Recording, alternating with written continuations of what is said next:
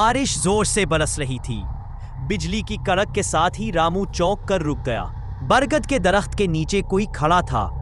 रामू हपते हुए, कौन है वहां? सुनाटा, सिर्फ बारिश की छपाक, फिर एक हंसी गूंजी, तेज और करख्त।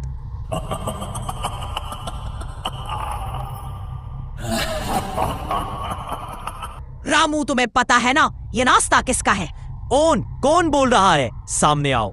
अंधेरे में एक सफेद साड़ी लपेटे औरत नमूदार हुई, बाल भीगे हुए और आंखें सुर्ख। चुड़ैल मुस्कुराते हुए, इतनी बार कहा गया तुम्हें इस रास्ते से रात को ना गुजरो, मगर तुम्हें जल्दी थी ना। रामू पीछे हटा। हे भोलेनाथ, ये ख्वाब है। हाँ, ये ख्वाब है, चुड़ैल ने दरख्त की शाख पर बैठते हुए कहा। नहीं रामू, ये ख्वाब नहीं, ये तेरी आखिरी रात है। रामू ने घबराकर दौड़ लगा दी। कीचड़ में फिसलते हाँपते वो बस भागता जा रहा था।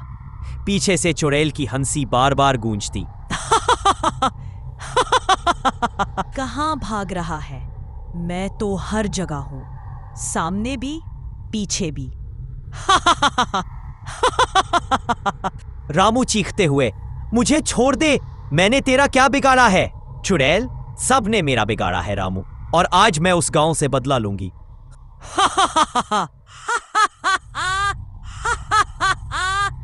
इसी लम्हे रामू को मंदिर का दिया दिखाई दिया। वो लड़खड़ाते हुए मंदिर के दरवाजे पर पहुंचा और चीखा, भोलेनाथ बचा लो। चुड़ैल दरवाजे पर आकर रुक गई। उसकी आंखों में आग जल रही थी। वो कदम अंदर ना रख सकी, सिर्फ भार कर बोली, रामू, तुझे बचा सकता है मगर हमेशा के लिए नहीं। अगली रात पूरा गांव जल उठेगा। इसके साथ ही एक जोरदार चीख मारकर वो अंधेरे में गायब हो गई। रामू जमीन पर गिर गया और बेहोश हो गया।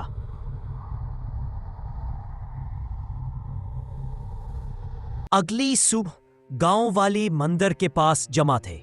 रामू को 4 लोग सहारा देकर घर लाए। होश आने पर सबने सवालों की बूछाड़ कर दी। रामू, क्या हुआ? तो इतना कांप क्यों रहा है? वो चुड़ैल बरगद वाले दरख्त पर मैंने अपनी आंखों से देखा। बकवास मत कर रामू, हमने भी तो रात बारिश सुनी, कोई चीख नहीं। मैं झूठ बोल रहा हूं, मेरी जान पर बनी थी। उसने कहा अगली रात पूरा गांव जलाएगी। सब लोग एक दूसरे को देखने लगे। पंडित हरिदास जी आगे बढ़े। रामू झूठ नहीं बोल रहा, वो चुड़ैल वाकई इसी बरगद पर बंधी हुई है। बरसात की रातों में वो आजाद हो जाती है। पंडित जी, ये कौन है और क्यों हमारे पीछे पड़ी है? पंडित जी ने आंखें बंद करके कहा, ये किस्सा बहुत पुराना है। एक ऐसी औरत का किस्सा जिसके साथ पूरे गांव ने धोखा किया और अब उसकी बद्दुआ पूरे गांव को भुगतना पड़ रहा है। रात के वक्त मंदिर के सहन में गांव वाले जमा थे। बारिश हल्की हल्की बरस रही थी। ये औरत कौन है? मेरा पीछा क्यों कर रही है? ये कोई आम भटकी रूह नहीं है, ये सौगंधा है। सीता हैरानी से, सौगंधा?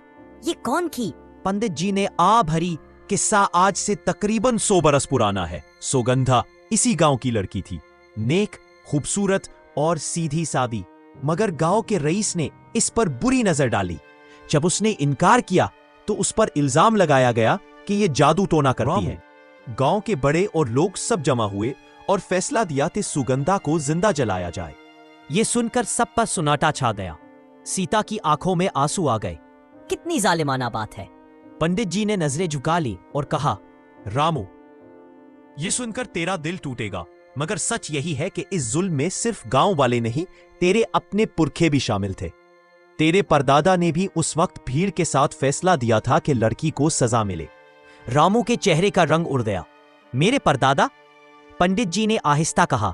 हाँ रामू, बद्दुआ गांव पर भी है, लेकिन सबसे ज्यादा तेरे खून पर भारी है। मगर इन मासूमों का क्या कसूर है? इनका क्या गुनाह? उसी लम्हे हवा का एक तेज झोंका आया, दिया बुझ गया। अंधेरे में वही डरावनी आवाज गूंजी,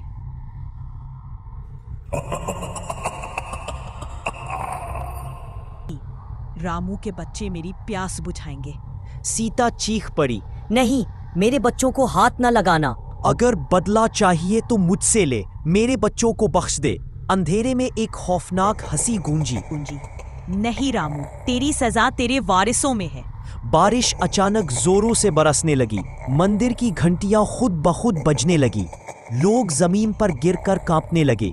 पंडित जी ऊंची आवाज में मंत्र पढ़ने लगे, मगर बारिश और हवा के शोर में सब दब गया।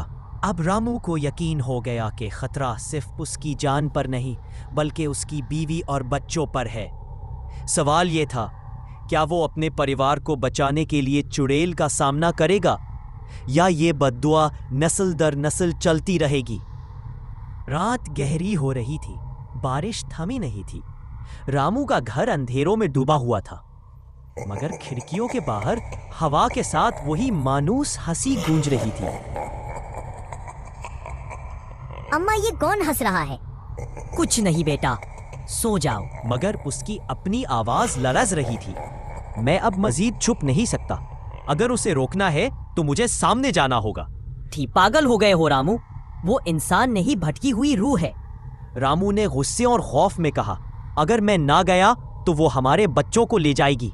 अब फैसला वक्त का है। इसी लम्हे कमरे की चिराग बुझ गया। ठंडी हवा के साथ वही आवाज सुनाई दी, रामू, तू मुझे ललकार रहा है? आजा, बाहर आजा। रामू ने दरवाजा खोला और बारिश में निकल गया।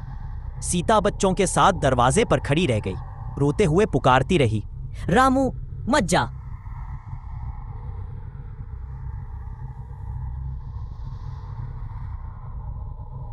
रामू सीधा बरगद के दरख्त के नीचे पहुंचा, जहां पहली रात उसने उसे देखा था।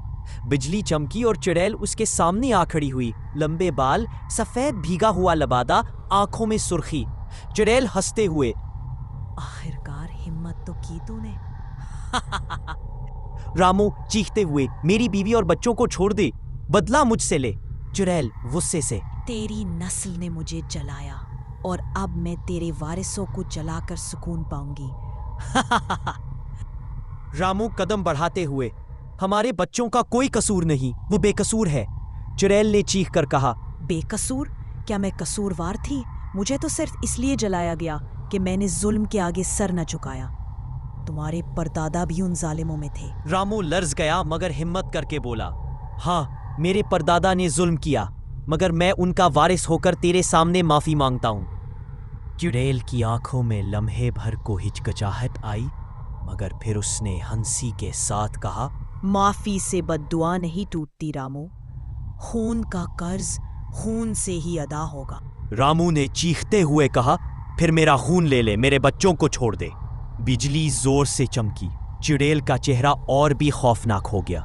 वो रामू के करीब आई और सरगोशी में बोली, तेरी ये कुर्बानी शायद मेरे दिल की आग बुझा दे, मगर सोच ले रामू, मौत के बाद भी सुकून की गारंटी नहीं। रामू ने आंखें बंद करके कहा, मैं सब सह लूंगा, बस मेरे बच्चों को ना छोना। चुड़ैल लम्हा भर को खामोश रही, फिर आसमान गरजा और वो एक भयानक कहकहा मारकर पीछे हटी, चुड़ैल और तंज के साथ। ठीक है रामू, देखते हैं तेरी कुर्बानी तेरे खून को बचा पाती है या नहीं। और फिर वो हवा में तहलील हो गई। रामू जमीन पर गिर गया, मगर उसकी बीवी और बच्चे इस रात महफूज रहे। मगर सवाल बाकी था, क्या चुड़ैल वाकई रामू की जान लेने पर राजी हो गई है, या ये सिर्फ अगले बड़े खेल की तैयारी है? सुबह के वक्त रामू नीम मुर्दा हालत में बरगद के नीचे पड़ा मिला। गांव वाले दौड़ कर आए। रामू ने कमजोर आवाज में कहा, मैं ठीक हूं, बस रात खत्म हो गई। पंडित जी आगे बढ़े, क्या उसने तुम्हें बख्श दिया? रामू ने सांस संभाल कर कहा, मैंने उसके आगे अपने बच्चों की जान की भीख मांगी। मैंने कहा मेरा खून ले ले, मगर इन मासूमों को छोड़ दे। सीता ने आंसुओं के साथ कहा। फिर उसने क्या कहा? रामू खामोश हो गया। सबकी नजरें उस पर जम गई। आखिरकार उसने कहा कि देखते हैं मेरी कुर्बानी बद्दुआ तोड़ पाती है या नहीं। रात फिर आई। उसी रात गांव में सन्नाटा छाया हुआ था। लोग घरों से बाहर न निकले। रामू अपने घर के दरवाजे पर बैठा था। रामू खड़ा हो गया। वही खौफनाक हंसी फिर गूंजी। चुड़ैल अंधेरे में। रामू, तेरा वक्त आ गया। रामू ने हिम्मत जताकर कहा, मेरी जान ले ले मगर मेरे बच्चों को छोड़ दे। अंधेरे में उसका साया दिखाई दिया। वो आहिस्ता आहिस्ता रामू के करीब आई। आंखें शौलों की तरह जल रही थी। चुड़ैल सख्त लहजे में, तेरा खून मेरी प्यास बुझा सकता है, मगर अगर मैं तुझे छोड़ दूं तो? रामू चौंका। छोड़ दूं? क्यों? चुड़ैल लम्हा भर को खामोश रही, फिर उसकी आंखों में आंसू आ गए। मैं भी तो एक वक्त किसी की बेटी थी, किसी की बीवी बनने का ख्वाब देखा था, मगर मुझे झूठे इल्जाम पर जला दिया गया। तुमने मेरा दुख समझा, अपने बच्चों को बचाने के लिए अपनी जान देने को तैयार हो गए। रामू की आंखें नम हो गई। हाँ, क्योंकि बच्चों को गुनाहों का बोझ नहीं उठाना चाहिए। चुड़ैल ने आसमान की तरफ देखा। बादल हटने लगे, बारिश रुक गई, उसकी आवाज नर्म हो गई। 100 बरस बाद आज मेरी आग बुझी है, मैं जा रही हूँ, लेकिन याद रखो रामो, सच और इंसाफ का साथ देना हमेशा जरूरी है। मासूमों की बद्दुआएं नस्लों को जला देती हैं। ये कहकर चुड़ैल का साया धंध की तरह तहलील हो गया। हवा थम गई।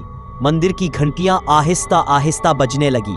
रामू जमीन पर बैठ गया और शुक्र अदा करने लगा।